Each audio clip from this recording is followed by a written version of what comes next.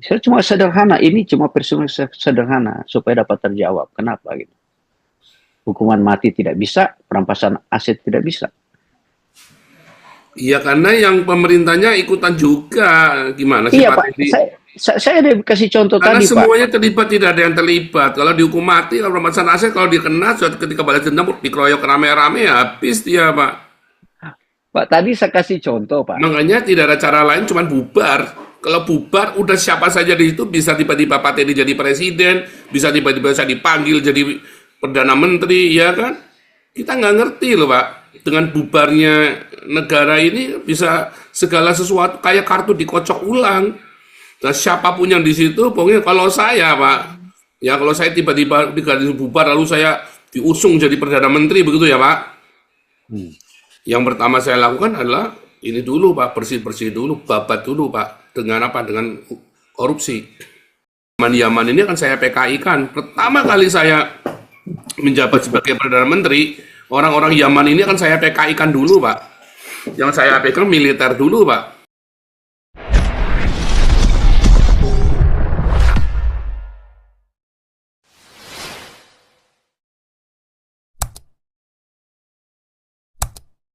Oh, Ini ada perut buncit mau ikut bicara? Perut buncit, oh Tasya nih, Tasya nih. Tasya mau bicara Tasya, perut buncit.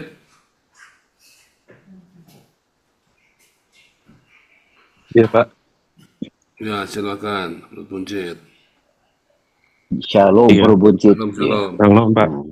Hmm. Iya, aku agak setuju juga sih dengan Pak tadi yang apa itu budaya yang menjadi cancer itu. Jadi kalau saya melihat ya susah ya karena begini teman saya sendiri aja kalau mau bayar pajak aja ngelihat agama Pak. Di agama saya nggak perlu bayar pajak, tapi karena saya warga negara yang baik saya bayar pajak. Tapi kan kalau saya lihat itu bullshit lah. Orang dia mungkin eh, apa namanya kelas menengah. Kalau kelas menengah gimana caranya mau menghindar pajak kan nggak bisa. Udah ada NPWP-nya di tempat kerjanya. Tapi kalau di kelas bawah nggak mungkin dia mau bayar pajak. Kalau dia bisa menghindari pajak pasti akan menghindari. Jadi semua itu dilihat pakai agama Pak. Jadi susah. Sedangkan agamanya udah abad-abad yang dulu. Berabad-abad yang dulu udah nggak bisa lagi dipakai di sekarang zaman ini. Jadi merusak kan. Jadi saya juga kalau melihat ini sekarang ini terutama pas waktu di TikToknya Pak Paul itu kan saya lihat waktu itu ditanya kan Pak Paul ini Tritunggal apa Wanas gitu kan.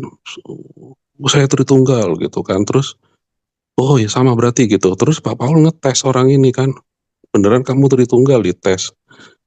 Ya ternyata dia bukan Kristen Pak. Kan begitu dia ngomong kata Allah, kamu menyamar. Mengerikan kan? Mengerikan dia menyamar. Dia kan aku kaget lah loh. Oh ternyata mereka boleh menyamar ya gitu kan. Jadi saya bingung kan, apakah gereja ini sudah disusupi, ngaku-ngaku pendeta padahal bukan, ngaku-ngaku di PGI pendeta tapi bukan. Jadi saya udah serem ini. Yang di depan saya ini domba juga, apa serigala yang siap melahap kita kan. Jadi wah ini mengerikan ini penyusupan ini, dan itu nggak mungkin berlangsung sebentar kan, berlangsung lama. Apalagi Pak Pol juga pernah cerita ada orang yang belajar masuk ke yang ke kampus itu ternyata dia orang kiriman. Nah itu mengerikan, sedangkan kita kan nggak boleh, kita tidak boleh pura-pura tidak mengenal ya Yesus kan, nggak boleh, tidak boleh seperti itu kalau untuk kita. Jadi saya melihat wah ini kita makin kesini makin sulit untuk membedakan kan. Jadi kadang-kadang lihat yang di berita-berita ini apa semua ini yang saya dengar ini beritanya benar apa enggak, ya kan, kasus kayak misalnya kadang kita mendengar mereka sampai bingung kan, ini foto yang di ijazahnya Jokowi ini bukan Jokowi, saya menggunakan software tidak mirip dengan mukanya Jokowi, dibilang gitu. Ya kok dalam hati bingung ya, kalau kita mau memasukkan ijazah, fotonya kenapa nggak pakai foto kita sendiri, kenapa mesti pakai foto orang lain, kan aku juga jadi bingung. Kenapa saya pakai foto orang lain untuk memasukkan ijazah saya kan, apa gimana tuh, makanya jadi apakah ada ini sengaja dibuat kan seperti itu. Jadi apa memang harus apa bubar dulu ya kan, Pak Paul sempat bilang kan harus bubar dulu kan gitu supaya nanti bisa bersatu lagi.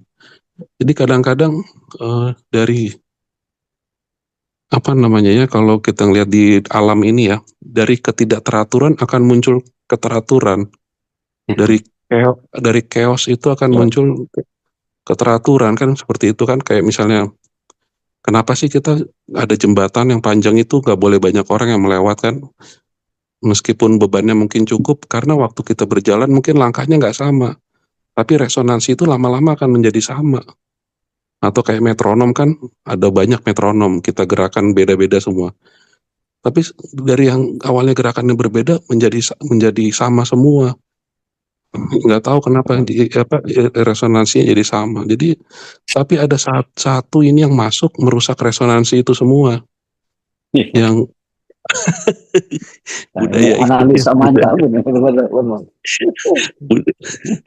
budaya Arab itu yang merusak. Nggak bisa, dia nggak bisa apa namanya, apa, kalau bergaul dengan semua orang itu susah, nggak bisa. Pokoknya apa-apa dilihat agama, mau masuk kamar mandi dilihat agama dulu, mau keluar dari rumah lihat agama dulu, oh langkahnya begini.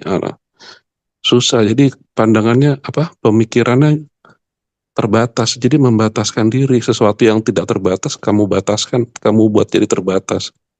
Jadi ini makanya saya lihat ini bangsa ini mau arahnya kemana. Apalagi sekarang masalah perang dagang ini kan, dari dulu Pak Paul bilang kalau mau pakai dolar ikut bangun hubungan dengan Israel.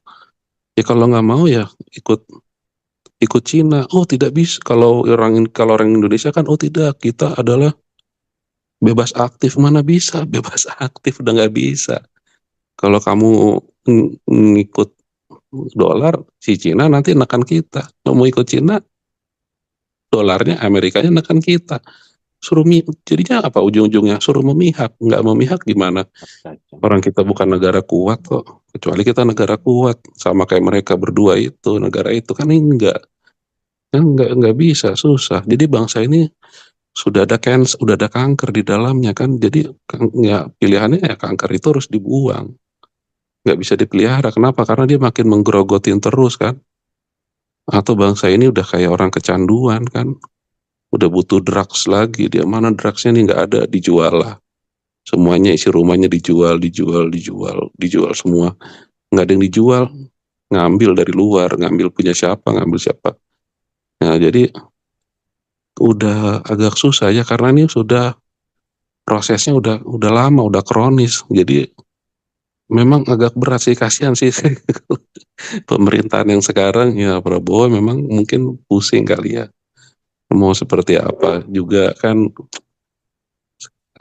Si Suryo kan, Roy Suryo pernah bilang kan, kalau ini memang palsu, jangan-jangan anaknya juga sama, karena buah tidak jatuh tidak jauh dari pohonnya gitu kan. Nanti itu akan kita ungkapkan lagi gitu. Loh, aku ngeliat di itu kata-katanya, berarti ini apa namanya, si Jokowi dulu diserang untuk lanjutnya ke anaknya gitu kan, apa arahnya mau ke situ, mau memaksulkan si Gibran juga kan gitu. Maksudnya apa, kenapa harus Gibrannya dimaksudkan? Apakah memang takut karena ada apa-apa dengan Prabowo, atau memang ada rencana mau menjatuhkan Prabowo tapi Gibrannya harus dijatuhkan dulu? Jadi yang mana nih? Saya jadi bingung kan, arahnya kok ke situ sih, ini politiknya nih. Apa namanya, negara ini kan. Jadi ya ini sih pandangan awam aja, saya juga nggak ngerti kenapa seperti itu. Cuman susah, bangsa ini nggak bisa sadar karena memang budaya agama Arab itu sudah masuk Pak dari zaman kuliah saya Pak, udah kelihatan. Saya juga kaget waktu zaman masuk kuliah itu agak beda zaman saya SD, SMP, SMA itu nggak ada sih yang kayak terkotak-kotak agama gitu ya. Tapi begitu kuliah kan saya kaget loh. Udah begini langsung terkotak gitu ya, tak tak tak langsung terkotak-kotak semua. Jadi susah budaya. Jadi itu kalau untuk membaur susah. Jadi kayak bermuka dua ya. Di satu sisi kelihatannya kayaknya baik, tapi begitu ngeliat di sisi yang lain mengerikan.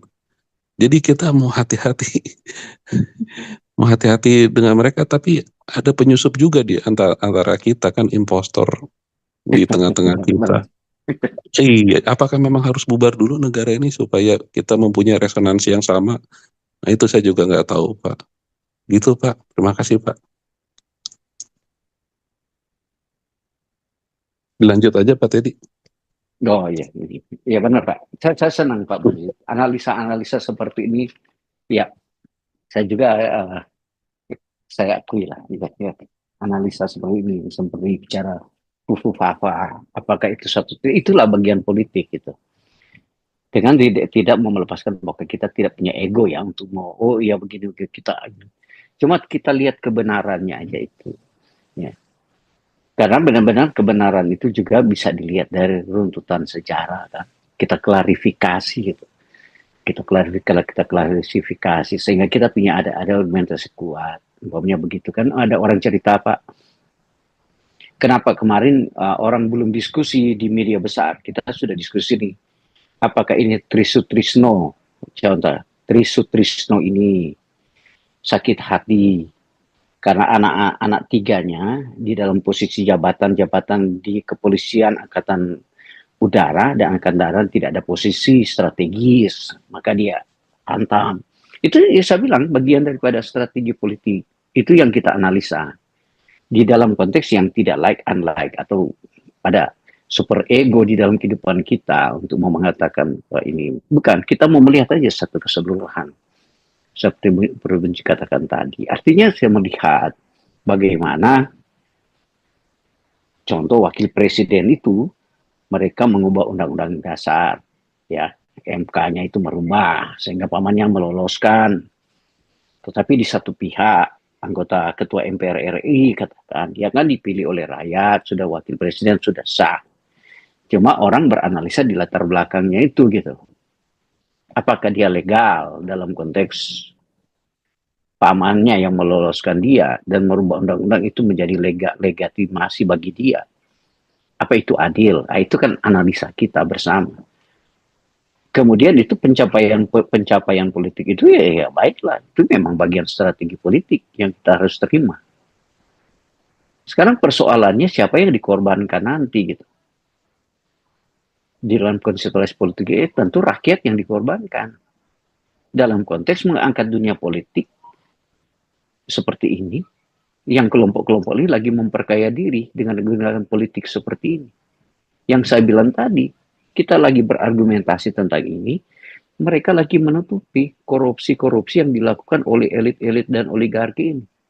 Inilah yang saya katakan dari dulu, dari media dulu zaman dulu mau menyampaikan, mereka menggiring sesuatu pengalihan isu sehingga isu itu sudah tidak bisa ditangkap oleh rakyat Indonesia lagi. Gitu. Kan kita bisa rentetan lihat isu-isu korupsi lah, polisi bunuh polisi lah, lain sebagainya. Hal-hal yang kecil diangkat, anggota DPR ditangkap, hakim melakukan korupsi, lain sebagainya. Muncul di negara kita dari dulu sudah begitu, Pak. Tapi kita kan bertanya gitu, apa sih bisa, obat apa sih yang bisa menyembuhkan gitu. Itu kan otak enak udah dengar. Apa obat yang mujarab bisa menyembuhkan supaya tidak ada lagi begini. Ya. Setelah ada orang obat mujarab seperti ini, si kata orang apa civil society itu Pak, lakukan hukuman mati. Maka terbelengkai dengan ini gitu. Oh Pak, perampasan aset nggak bisa. Gitu. Sekarang apa yang bisa negara lakukan? Nggak. Kuncinya pertama hukuman mati, kuncinya kena perampasan aset, semua itu nggak bisa jadi. Karena apa? Saya bilang dasarnya dari budaya ini gitu. Ya, kita mau bicara apa? Coba, yuk kalau saya tanya balik. Oke, Anggaplah Bu, teman kita ini sakit perut ya. Dengan obat apa kita bisa sembuhkan? Kalau saya tanya balik, pakai obat apa bisa sembuh? Waktu mau dikasih obat sakit perut, bukan si pasien yang menolak untuk dikasih obat perut, tetapi dokter yang sudah tahu sakit perut, tapi dia tidak mau kasih obat sakit perut. Sakit kepala dia mau taruh. Itulah si dokter-dokter, saya bilang si pejabat-pejabat ini. Itu apa sederhana ya? Personifikasi sederhana di negara kita yang rusak itu. Saya cuma sederhana, ini cuma personifikasi sederhana supaya dapat terjawab. Kenapa gitu? Hukuman mati tidak bisa, perampasan aset tidak bisa. Iya, karena yang pemerintahnya ikutan juga. Gimana sih Iya Pak Pak, Teddy? saya ada kasih contoh Karena tadi Pak. semuanya terlibat, tidak ada yang terlibat. Kalau dihukum mati, kalau perampasan aset, kalau dikena, suatu ketika balas dendam, dikeroyok rame-rame, habis dia Pak. Pak tadi saya kasih contoh Pak. Makanya tidak ada cara lain, cuman bubar. Kalau bubar, udah siapa saja di situ, bisa tiba-tiba Pak Teddy jadi presiden, bisa tiba-tiba saya dipanggil jadi Perdana Menteri, ya kan? Kita nggak ngerti loh Pak. Dengan bubarnya negara ini bisa segala sesuatu kayak kartu dikocok ulang. Nah, siapapun yang di situ, pokoknya kalau saya Pak, ya kalau saya tiba-tiba diganti bubar lalu saya diusung jadi Perdana Menteri, begitu ya Pak? Yang pertama saya lakukan adalah ini dulu Pak, bersih-bersih dulu, babat dulu Pak. Dengan apa? Dengan korupsi. Bersih-bersih semua, pasti dihukum mati semua. Jadi saya udah nggak punya lawan. Dan saya tidak jahat, karena saya menghukum semua yang korup, dihukum mati. Udah habis semua Pak, habis semua. Ya. Yang tersisa ya cuma tinggal orang-orang yang tidak terlibat. Yang dia sudah tercerai-berai, ujung pangkalnya udah nggak jelas. Mereka begitu mereka dihukum mati, mereka akan saling membongkar satu sama lain. Semua yang tidak korupsi cuma saya saja, ya kan? Yang tidak dimiskinkan nggak ya saya saja, dan semuanya jadi milik negara, dimiskinkan semua, anak-anak cucunya semua dimiskinkan semua, di PKI kan semua, terutama yang dari Yaman ini kan saya PKI kan. Pertama kali saya menjabat sebagai Perdana Menteri, orang-orang Yaman ini kan saya PKI kan dulu Pak, yang saya pegang militer dulu Pak, ya kan? Semua yang dari Akmil itu semua saya pegang semua, yang dari Akpol semua yang baru-baru saya pegang semua. Ya kan, dikasih kompensasi semua, istilahnya dikasih gaji yang layak semuanya ya kan. Dan yang paling penting itu tadi, saya akan deal dulu dengan rakyat Papua yang punya duit supaya saya jadi ganggu, ya kan. Itu kan masalahnya kan hal strategis seperti itu tidak dipikirkan, ya kan, deal dengan kantung-kantung presiden, ya kan. Yang pasti apa namanya harus dibubarkan dulu Indonesianya. Ya kan? Jadi siapakah yang ingin Indonesia bubar? Ya saya. Sebab kalau nggak bubar nggak bisa. Tapi memang bukan cuma saya. Saya kira sebagai Nabi 26 saya kan mewakili suara Tuhan. Jadi siapa yang ingin Indonesia bubar? Ya Tuhan. Itu Pak. Tuhan ingin Indonesia bubar. Kenapa? Karena Indonesia dibangun di atas dasar penipuan demi penipuan dan kecerobohan-kecerobohan yang jahat dari para pendiri Indonesia, Soekarno, Hatta, itu kan semua bohong semua, ya kan, penuh dengan kebohongan semua, dan memakan korban, terutama keturunan Tionghoa dan orang Kristen. Jadi Indonesia ini dibangun bukan di atas darah para pahlawan, bukan, tapi dibangun di atas pengorbanan para orang Tionghoa dan orang Kristen yang dibunuh tanpa mereka tidak tahu salah apa, yang dirugikan, dimiskinkan, termasuk para orang-orang yang dituduh PKI, 3.000 orang PKI yang dituduh PKI dibunuh tanpa persidangan yang layak. Dan orang-orang yang dilempar ke Pulau Buru semua itu tanpa persidangan. Nah, jadi kalau tanya siapa yang ingin Indonesia bubar, saya Nabi 26. Atas siapa? Ya atas, bila tadi saya bilang, saya mengatasnamakan bahwa ini adalah suara Tuhan. Gitu ya. Jadi bukan Cina, bukan Cina, bukan Amerika, bukan Malaysia, bukan Singapura. yang ingin Indonesia bubar itu, ya kan? Ya kan? Tetapi Hmm. negara-negara Arab juga ingin Indonesia bubar. Masalahnya, karena kalau Indonesia ini tidak bubar, maka mereka kan kehilangan pengaruhnya negara-negara Arab ini. Maka masa Mekahnya mau dipindah ke Borobudur? Tetapi dengan cara yang luar biasa, dengan cara yang kasar Arab-Arab Yaman ini kan. Kalau saya kan dengan cara yang beradab, yaitu apa? Ya biarkan rakyat memilih. Kalau Yaman-Yaman ini mau angkat pedang, bubarkannya dengan cara perang. Kalau kita enggak, dengan rasional, ya kan? Makanya kita harus kasih makan terus sekuat tenaga, supaya jangan chaos. Bubarnya itu orang karena berpikir, bukan karena titip, bukan karena agama, tapi karena berpikir mereka. Nggak bisa kita bersatu, mendingan kita bubarkan dulu, ya kan? Lalu kita membuat tatanan yang adil. Kalau sekarang ini tatanannya kan nggak adil. Mau diapain nggak bisa. Hukumnya sudah saling ikat mengikat. Kalau mau diadilkan, mau dibenarkan nggak bisa. Tidak bisa. Sampai sejuta tahun lagi nggak akan bisa. Yang bisa ya dibubarkan. Gitu. Jadi banyak orang berpikir bahwa mereka, oh ini Tuhan tidak ingin Indonesia bubar. Siapa bilang? Ya, Tuhan ingin Indonesia. Justru karena dikuasai oleh Islam. Tetapi zamannya Majapahit, tentu saja Tuhan tidak ingin Indonesia bubar. Tetapi manusia-manusia bodoh inilah yang ingin Indonesia bubar. Majapahit ini bubar. Tapi kalau sekarang Tuhan sendiri ingin Indonesia dibubarkan. Kesombongan dari agama ini memang kedurjanaan dan kesombongan kebiadaban agama ini memang luar biasa, Pak.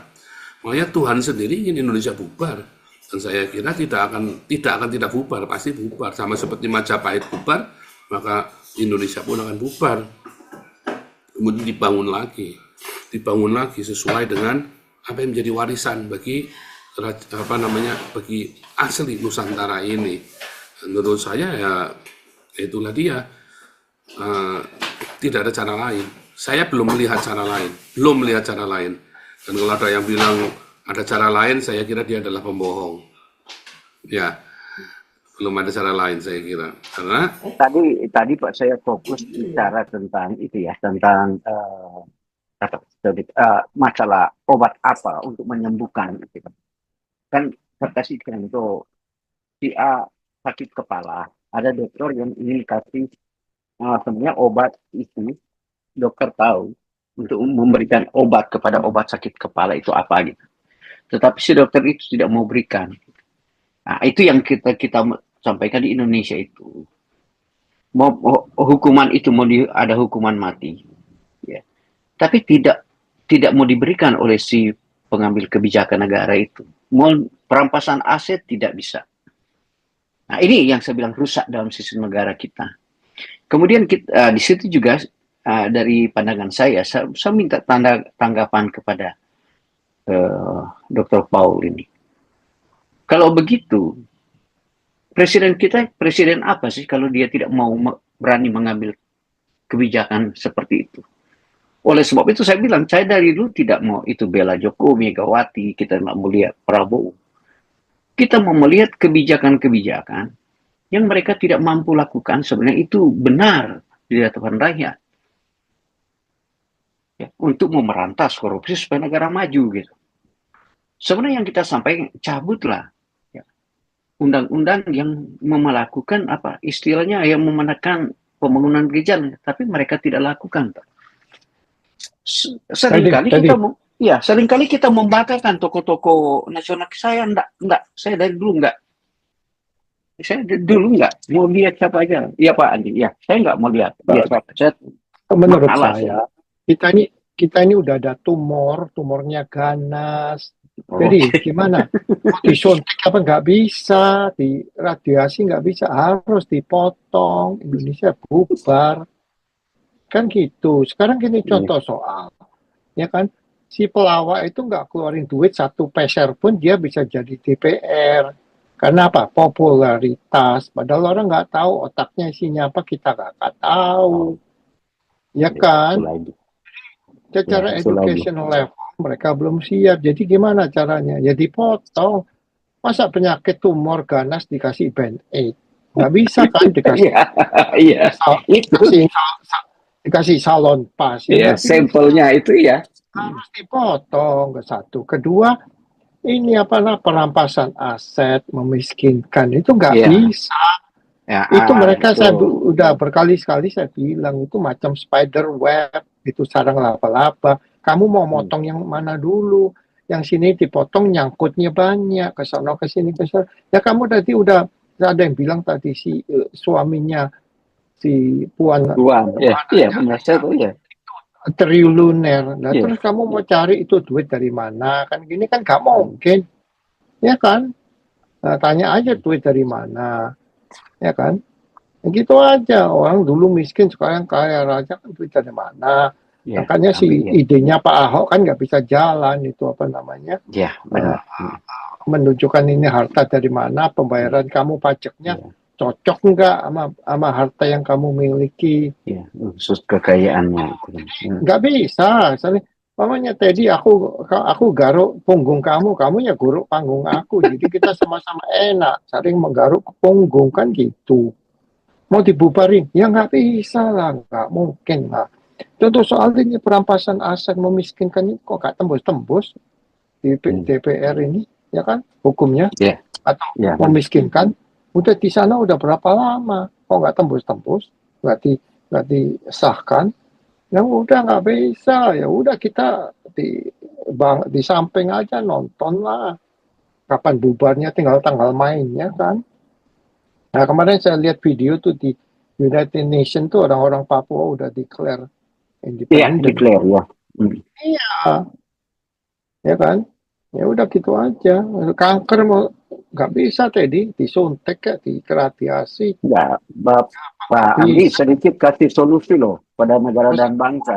Kita kan selalu dipot menceritakan solusinya apa itu kan. bisa lah. Harus dipotong. Solusinya itu apa, Pak? Ya bubar lah. Sekarang kenyataannya negara-negara yang bubar kenyataannya sekarang lebih maju. Contoh Lebih soal maju. Yugoslavia bubar jadi tujuh negara. Ya Hmm. kan? Dulu si Serbia sama Kroasia berantem teman-teman gara-gara Islam segala macam. Sekarang bubar. Ya Termasuk semua hidup USSR enak. sendiri ya kan, Uni Soviet sendiri kan. Uni Soviet Soviet itu pecah. sekarang jadi negara kecil-kecil dari negara ya segala macam-macam dari Rusia, Lithuania, ya dah, segala macam Crimea, itu dari Bosnia, negara ya, kecil-kecil Serbia, semua Bosnia, ya, semua aman. Itu kan Yugoslavia ya, jadi Serbia, Yugo, Kroasia, ya. Hmm. ya Negro apa tuh namanya. Kan, jadi ya bubar akhirnya ke depannya juga hidupnya lebih enak, lebih maju daripada bersatu kacau balau. Ya NKRI harga mati apa negara menuju ke ya kan bubarin aja lah. Kita mulai sendiri-sendiri kan enak. Ntar orang Pak, ntar orang hidup di Bali ya kan. tapi Pak, Mana begitu mesti, berani pasang ya, toa ya kan. Orang di Bu, Manado mana berani pasang toa. Bisa digorok. Ntar orang Madura di Kalimantan kena bandana merah takut mereka nggak berani. Tapi kalau mereka di Jawa, waduh, berangnya bukan main, ngesok. Ya kan? Berani orang Madura ke Kalimantan sana macam-macam. Digorok lah sama orang-orang yang baju merah. Ya kan? Ya udahlah, independen aja lah. Nah, pecah sendiri-sendiri. Itu ya, aja sih. ya. Saya kira, Nggak bisa. ya, ya, rekonsiliasi sebegitu Pak. Yang penting rekonsiliasi dengan baik. Karena nanti kalau begitu akan korban rakyat Pak. Korban rakyat ini lagi Pak bukan karena mau menganut sistem pemerintah Pak.